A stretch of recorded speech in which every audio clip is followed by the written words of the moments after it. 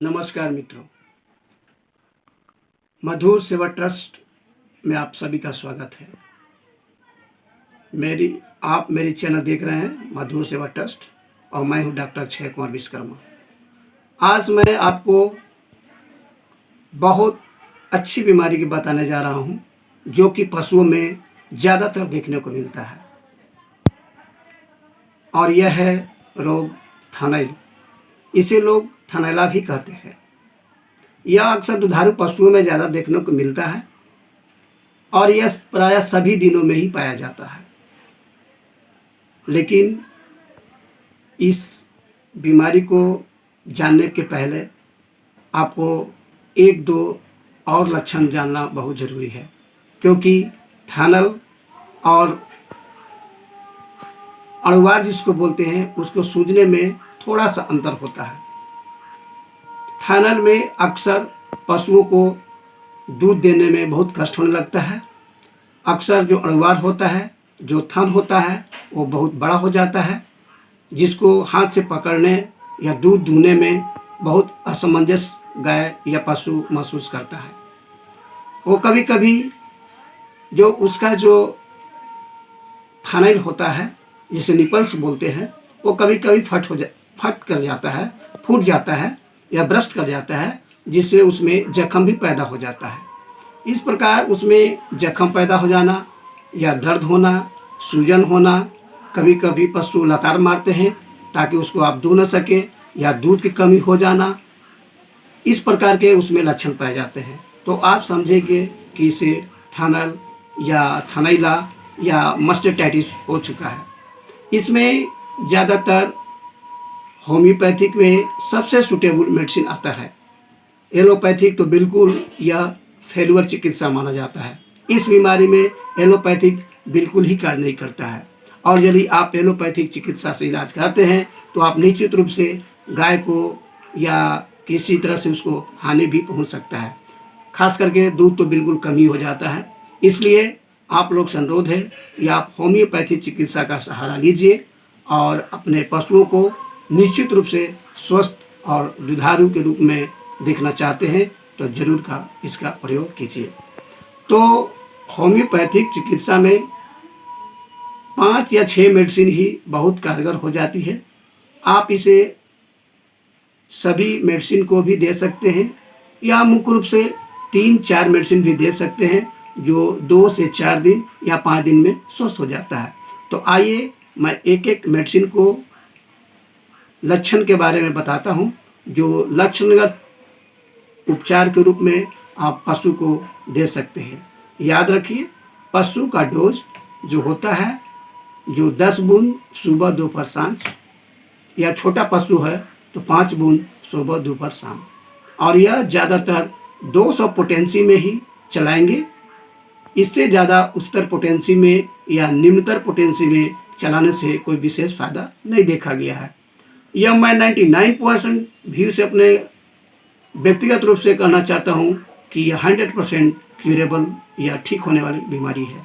तो चलिए मैं शुरुआत करता हूँ। सबसे पहला मेडिसिन है बेलाडोना, यानी बेलाडोना 200। इसमें पशु के जो थनैल होता है, थन जो होता है, वह लाल हो जाता है, दूहने में थोड़ा सा दिक्कत या असमंजस महसूस होता है, और कभी कभी लतार मार देता है। तो समझिए कि यह थनैला का रूप में बेलाडोना का प्रयोग जरूरी है। दूसरा मेडिसिन है ब्रेनिया। इसमें पाचन संस्थान से संबंधित कुछ बीमारियां हो जाती है। गाय या भैंस या पशु खा पीता नहीं है, थोड़ा थोड़ा उसमें हराकत जैसे बुखारें भी होती है, और यह बिल्कुल शुष्क मौसम में बहुत ज़्यादा मात्रा में पानी पीना महसूस करता है या पानी मांगता है, और उसे थनैल में या थन में उसको दर्द होता है और दूध देने में भी कष्ट करता है। तो यह दूसरा मेडिसिन है ब्रेनिया। तीसरा मेडिसिन है फाइटोलाइका। फाइटोलाइका में ज़्यादातर थन जो है बिल्कुल कड़ा हो जाता है। आप इसको बिल्कुल यूँ कहें कि पत्थर के समान हो जाता है। उसको दूध देने में बहुत दिक्कत होता है, या आपको भी दूध गारने में, निकालने में आपको भी असमंजस महसूस होता है। अणुवार को छू के देखेंगे तो बहुत हार्ड बहुत हार्ड तरीके से महसूस होता है, तो उसे आप फाइटोलाइका 200 में प्रयोग कर सकते हैं। चौथा मेडिसिन है कि दूध का बिल्कुल कम आना या नहीं आना, ऐसा भी कभी कभी पशु में देखा गया है, तो उसमें आप एग्नस कैस्टस का प्रयोग क्यू में कर सकते हैं। मदर टिंचर में यह मेडिसिन औषधि होम्योपैथिक दुकान पर मिल जाती है, बहुत आसानी से तरीका से मिल जाता है, जिसमें पशु को दूध आना बिल्कुल कम हो जाता है, न के बराबर होता है। मतलब कि जो 4 किलो देने वाला, 8 किलो देने वाला जो भैंस या गाय होती है, वह बिल्कुल आधा पाव, 1 पाव या फिर नहीं भी दूध देने लगता है, तो समझे कि इसमें दूध की कमी आ गई है। इसको साथ उपरोक्त मेडिसिन जो ब्रेनिया या फाइटोलाइका दिए हैं, उसके साथ भी इसको एग्नस कैस्टस का प्रयोग कर सकते हैं। चौथा स्टेप में आता है जो थानल या जो थान होता है वो फट जाता है, जख्म का रूप ले लेता है।